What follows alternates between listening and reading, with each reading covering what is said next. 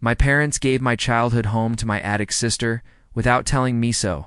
I cut ties, sold my business, and let them live with the consequences. I'm a 28-year-old guy, and I always thought my family treated me fairly, until the day everything changed.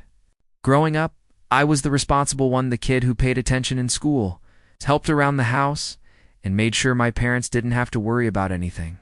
Even now, I work long hours at a steady job, manage my finances carefully, still find myself checking in on my family every week. I've always believed that loyalty and hard work would earn me respect, maybe even a little appreciation, but mostly, I just wanted my family to know I cared. My younger sister, Emily, on the other hand, had this charm that made her hard to say no to. She could talk her way out of almost anything, and while she was smart, she had this habit of leaning on other people, especially me when things got tough.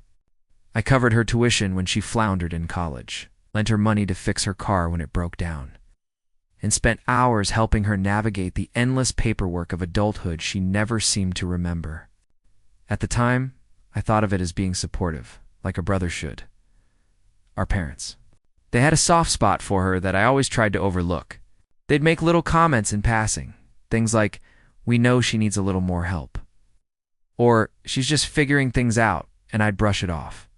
I wanted to believe that my sacrifices didn't go unnoticed, that fairness wasn't just about words, but actions too. Still, there was a lingering unease that I buried beneath late-night reassurances to myself that I was doing the right thing. The house I grew up in felt like a symbol of stability and security, a place where I thought our family values were intact. I pictured my future, imagining that my carefulness and loyalty would build a foundation we could all rely on. I never imagined that my role as the reliable one might one day be used against me, or that the fairness I clung to would be the very thing I'd lose. And yet, as I walked past the kitchen one evening, overhearing my parents laughing about some favor they'd done for Emily, I felt a strange knot in my stomach. Something was shifting, though I didn't know how badly. I told myself it was nothing, just another day, but deep down, a seed of doubt was planted. I started noticing the little things more clearly around that time. It wasn't like my parents had suddenly stopped appreciating me. They still asked about my work, my life, even my health. But there was this subtle shift in how Emily was treated, almost like she was untouchable. She would stumble through bills or forget deadlines, and somehow no one seemed to get upset. Instead, my parents would swoop in, smoothing over her mistakes, offering help without asking if she even needed it. I'd remind myself to be patient, telling myself it was just temporary, that everyone goes through rough patches, but the pattern kept repeating. Emily, for her part, wasn't malicious. At least I didn't think she was. She had this effortless charm that made people forgive her easily, but I started noticing how she leaned on me constantly. Every weekend, she'd call with a problema, car repair, a forgotten bill, some debt she'd gotten herself into, and I'd rearrange my plans to help. At first, I didn't mind. I liked feeling useful, feeling like I was keeping our family together. But slowly, it started to feel less like helping and more like carrying. Then there were the comments from my parents, little remarks that never seemed direct but cut through me all the same. "We know she's still learning, but she's lucky to have you," they'd say. Or, "She really needs a grown-up to guide her, don't you think?" I would force a laugh, nodding, trying to mask the frustration tightening in my chest. I wanted to believe they were just observing, just noticing reality. But a small part of me bristled at the idea that my sacrifices were being sidelined while Emily got a free pass. Even at work, I found myself distracted thinking about the latest emergency Emily had gotten herself into. My apartment felt heavier when I walked through the door, a subtle tension that had nothing to do with the space itself. I wanted to shake it off, to convince myself that family loyalty was worth the strain. Yet every time I looked at Emily laughing carelessly on the couch, or heard my parents' indulgent tones, I couldn't stop the thought that maybe fairness was never meant for me. And then one evening, while helping her organize a pile of bills that were months overdue, she casually mentioned, "I don't know how we'd manage without you."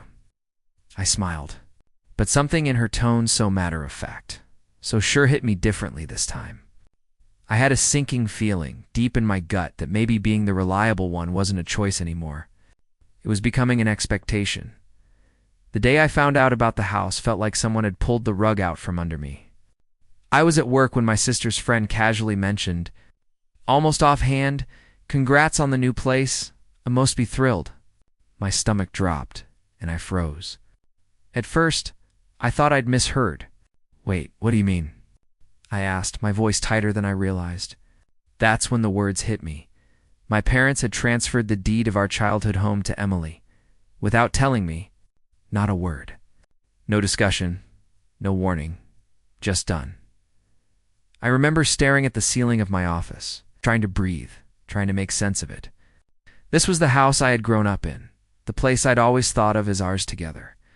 I had spent countless hours fixing the leaks, repainting the walls, and even helping my parents keep the mortgage afloat whenever things got tight.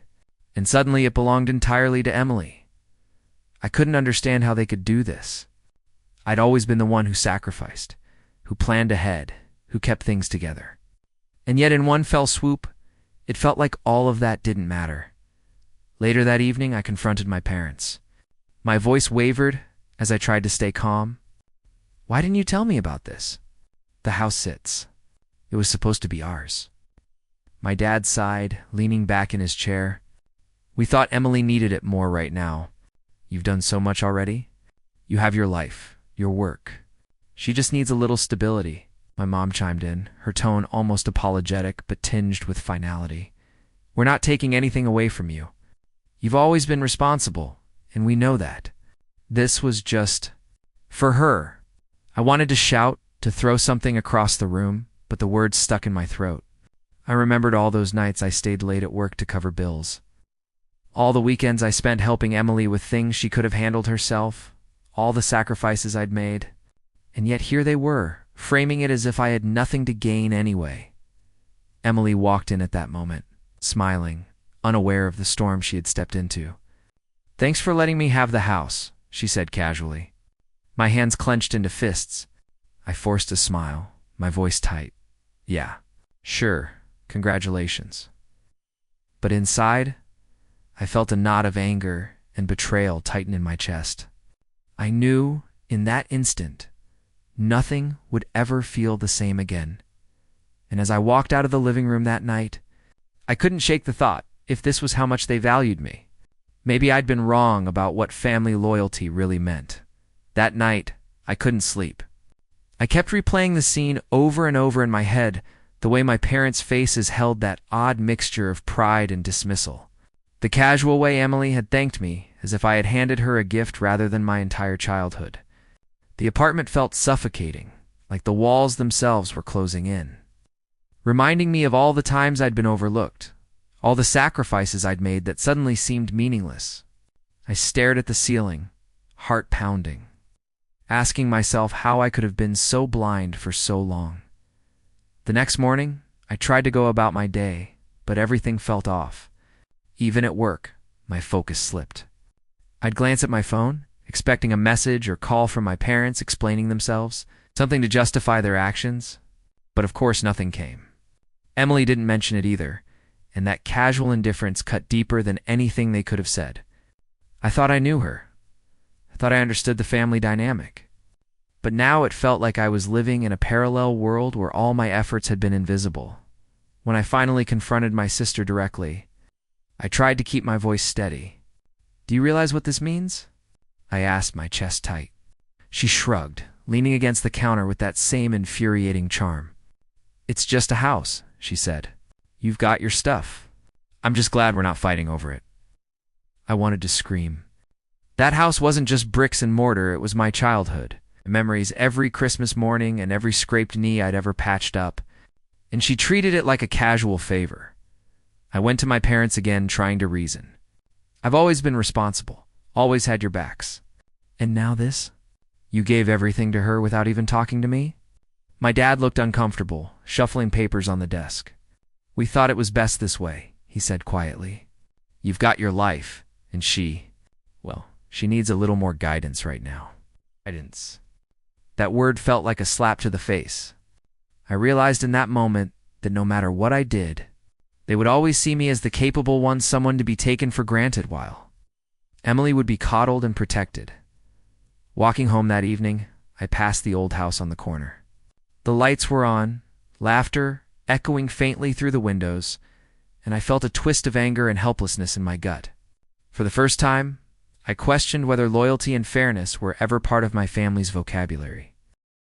And I wondered, with a sinking feeling, just how far they were willing to go without considering me at all. After that night, the tension in our family began to feel unbearable. Emily's behavior grew bolder, almost careless, as if the house itself gave her permission to act without consequence. She would leave doors unlocked, invite friends over who treated the place like a party venue, and ignore bills that piled up faster than I could imagine. Every time I heard a story about what she'd done, someone stealing her car temporarily, a missed payment that almost led to shutting off utilities, I felt a mix of anger and disbelief. And my parents? They excused it all, brushing off the chaos with that same indulgent tone that had always frustrated me. I tried to keep my distance, at least physically, but emotionally, it was impossible. I found myself checking in anyway, offering advice over the phone, sending reminders about payments, or suggesting she'll slow down with some of her impulsive decisions. Each time, I felt the familiar knot of resentment growing in my chest, but I justified it with the same mantra I'd repeated for years. I'm just helping. I'm keeping my family together. Deep down, though, I started realizing that my help was no longer appreciated. It was expected. One evening, my dad called me, sounding unusually tense. "You know, we really hope you understand why we did what we did," he said. I could hear the hesitation behind his words, but it didn't soften the sting. Understand? Dad, I've sacrificed so much for this family, and you hand the house to her without even a conversation? The line went silent for a moment before he finally said, "We just want what's best for her. You've had your time to handle things responsibly." Those words hit me like a punch, my dedication dismissed as if it were nothing, my loyalty assumed, my worth taken for granted. That night, I sat in my apartment, staring at the ceiling, feeling that gnawing mix of frustration, sadness, and betrayal. Every laugh I'd shared with Emily, every time I covered for her mistakes, every dollar I'd lent her flashed before me, and I realized just how one-sided my sacrifices had always been. I had built my life around this family, and now it seemed like I had been building it in sand. And yet, despite the anger boiling inside me, a small, cold thought began to form. If they were going to treat me like this, maybe it was time I stopped holding myself hostage for their happiness. I didn't know how or when, but I knew something had to change. It all hit me like a freight train a few weeks later, the moment that made me realize nothing would ever go back to the way it was. I was helping Emily sort through a stack of old bills she'd ignored for months, thinking I was just doing my usual responsible sibling thing when I noticed something strange.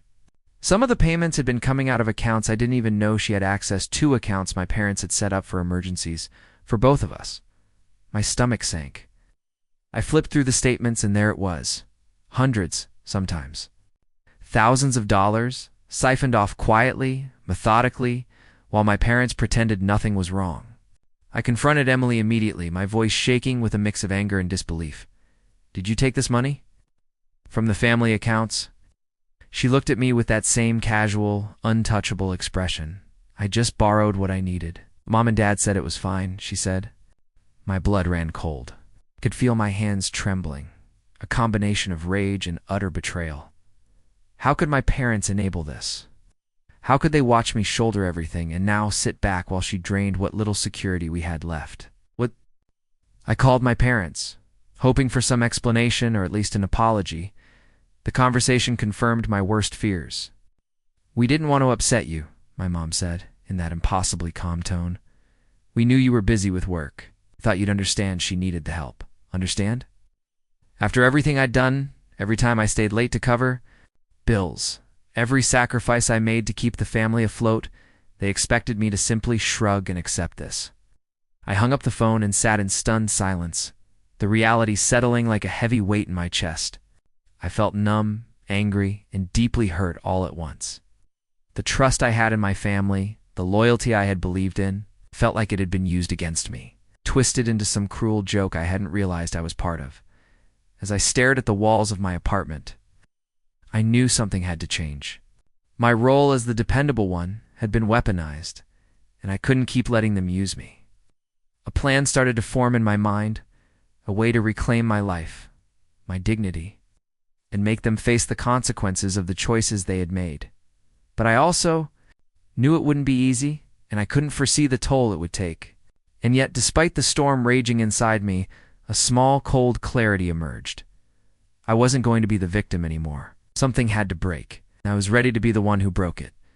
The next few days were a blur of tension and cold calculation. I couldn't stop replaying the betrayal over and over in my head, how my parents had handed the house to Emily, how they enabled her financial recklessness, and how they acted like my sacrifices didn't exist. I realized that any hope I had of being appreciated or even acknowledged for all I had done was gone. That part of me, the loyal, giving son, wasn't serving me anymore. It had become a trap. I finally decided it was time to cut ties.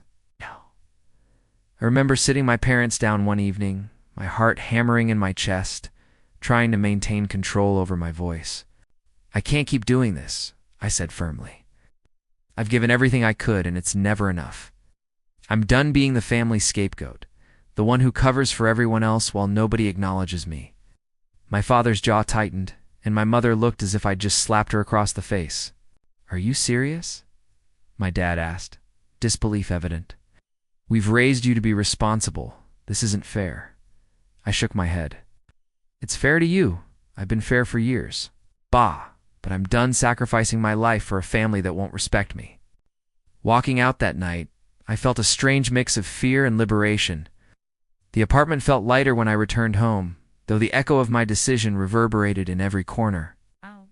I knew this would change everything, maybe permanently. Emily reacted predictably indifference, mixed with entitlement. "So, what? You're just leaving?" she said, leaning casually against the counter as if I was making a trivial decision. I could barely look at her. "I'm leaving you to deal with your choices," I said softly, my voice tight. For the first time in my life, I wasn't just reacting, I was taking control. I didn't know exactly what the next steps would be, but I knew that I would no longer be the one cleaning up their messes or being manipulated for their convenience. The anger, hurt, and betrayal had fused into a cold determination as I lay in bed that night, staring at the ceiling. I realized that cutting ties wasn't just about leaving them was about reclaiming myself. But even as I felt that surge of empowerment, a quiet tension lingered. I didn't know yet how far this would go, or what fallout would come next. Selling my business was one of the hardest decisions I've ever made, but by the time I signed the papers, I felt a weight lift off my shoulders that I hadn't realized had been there for years. That company had been my pride, my safety net, everything I built with my own two hands, and letting it go wasn't easy. But I knew I couldn't keep tying myself to a life where my family's drama dictated my every move. Every dollar, every hour I'd poured into it had felt like it belonged to me, but emotionally. I realized it was being drained away by people who didn't value me. The day I finalized the sale, Emily called, her tone a mix of disbelief and irritation. "You're really doing this? Walking away from everything?" I paused before answering, trying to keep my voice calm. "I'm not walking away from everything. I'm walking toward my own life. One where I don't have to fix what isn't mine to fix." She scoffed, but I could tell my words landed harder than she wanted to admit. My parents didn't call or intervene. They were too busy reassuring themselves that Emily needed me less now. In the following weeks, I started rebuilding my boundaries. I changed passwords, closed accounts they could access, and limited contact and necessary communication. For the first time, I felt a strange combination of fear and exhilaration. Fear of their judgment, fear of the fallout, but exhilaration in knowing I was finally in control. Every small step I took reinforced the reality that I was no longer beholden to their expectations, their manipulations, or their blind favoritism. The house that once symbolized family security now felt like a monument to everything I'd been. Denied memories twisted with resentment, sacrifices rendered invisible. Yet, watching them scramble to manage Emily's chaos from a distance brought a quiet satisfaction. almost karmic in its inevitability. I didn't need to say a word. The consequences were unfolding naturally. Even in this newfound clarity, a lingering tension remained. I couldn't help but wonder how far my parents would go to try to pull me back in, or how Emily would respond when the safety net they'd created for her began to unravel. And though I tried to push those thoughts aside, a quiet, simmering anticipation settled over me because I knew the hardest, most transformative part of this journey was still ahead. Everything came crashing down a few weeks later, and I hit what felt like rock bottom. Emily's life, the house, and my parents' indulgence of her chaos had all spiraled into complete disorder. I started hearing stories from neighbors' friends abandoning her after being disrespected, utilities being shut off because bills weren't paid, and small emergencies that she couldn't manage alone. My parents were scrambling, calling me in panic, and for the first time, I realized that all the guidance they'd promised her had been a facade. Their carefully cultivated bubble of protection had burst, and I was nowhere near it. I won't lie. Part of me felt satisfaction watching them struggle, but most of me felt a deep, gnawing sadness. I had spent my entire life invested in this family, sacrificing time, money, and peace of mind, and now the consequences were unfolding without me. My chest tightened every time my phone rang with another panicked call from my parents. We didn't know it would get this bad. They cried, "Emily needs help, she can't handle it." I listened quietly, feeling the cold. Hard truth settled in. The family I thought I could rely on was unraveling because of the very choices I had tried to prevent. Emily herself seemed unbothered at first. She shrugged off the chaos, claiming she was fine, brushing off warnings with a casual, "I've got it under control." But I saw the cracks. The friends she leaned on had vanished, bills piled up, and her addiction was resurfacing in small, alarming ways. Every report I heard, every news of another mishap, felt like a confirmation that my decision to step away had been the only way to protect myself from being dragged down into the mess. That night, I sat alone in my apartment, staring at the ceiling.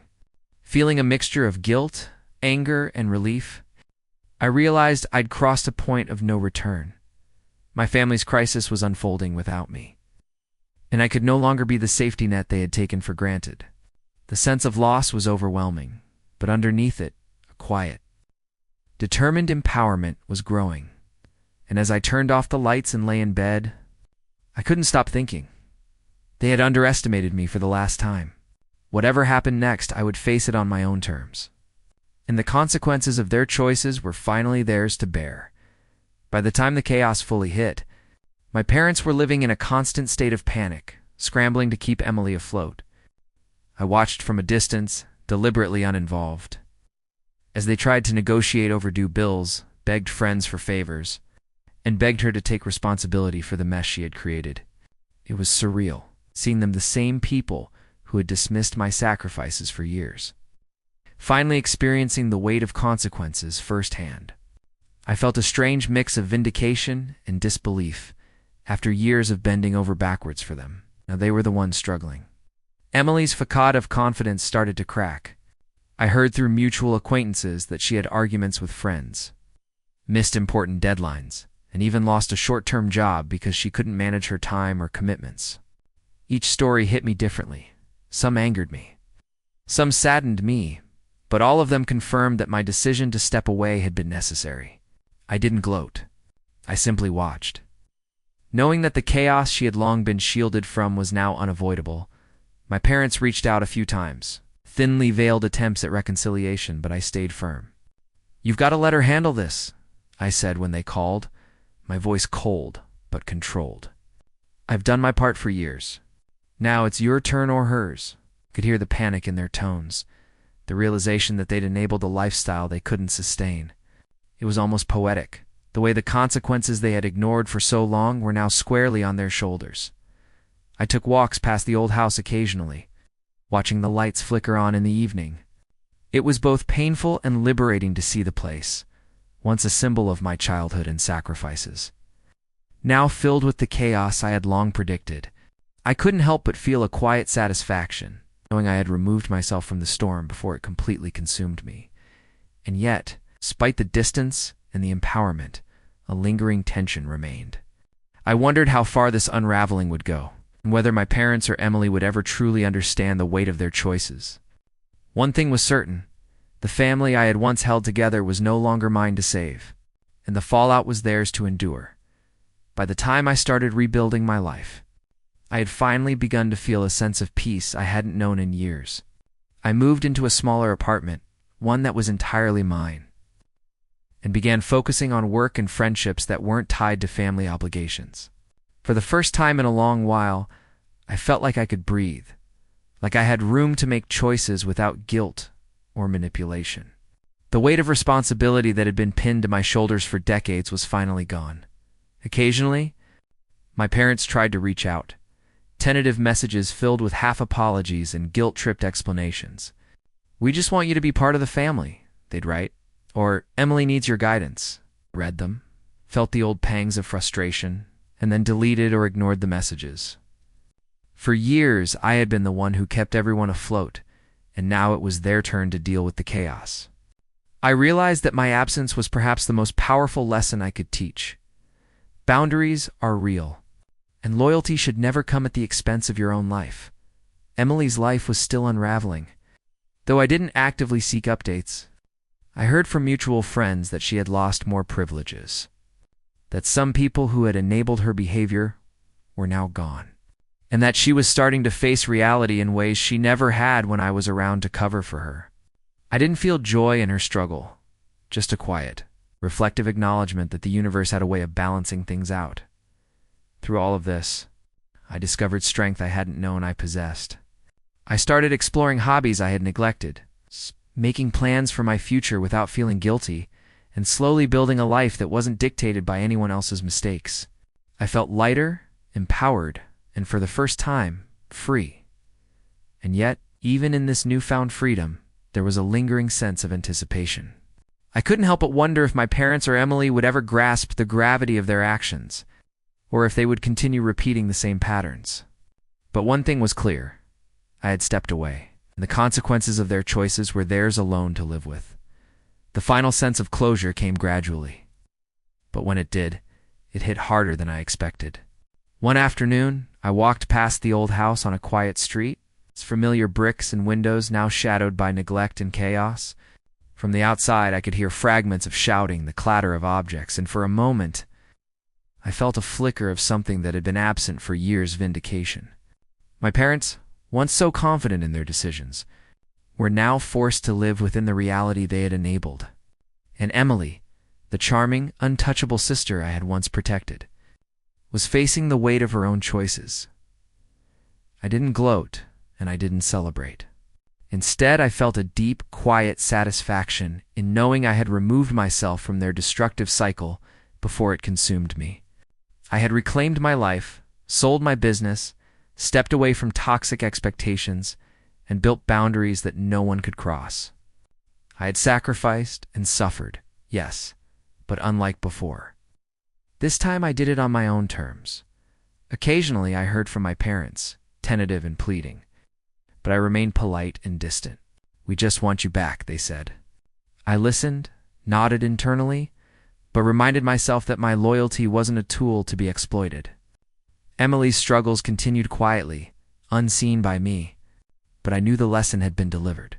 Consequences are unavoidable when actions are unchecked, and no one else's needs should erase your own life. In reflecting on everything, I realized that this journey had been about far more than a house or money. It had been about self-respect, personal boundaries, and reclaiming my own worth after years of invisibility in my family. I had learned that love and loyalty are valuable, but only when they are reciprocated or at least acknowledged. Walking away wasn't easy, and the pain lingered, but for the first time, I felt free. I had let go of the people who consistently undervalued me, sold the business that tied me to their drama, and allowed them to face the reality they had created. And in that freedom, I found my payoff: not revenge, not malice, but the profound, empowering realization that I could live for myself, and that sometimes stepping away is the strongest choice of all.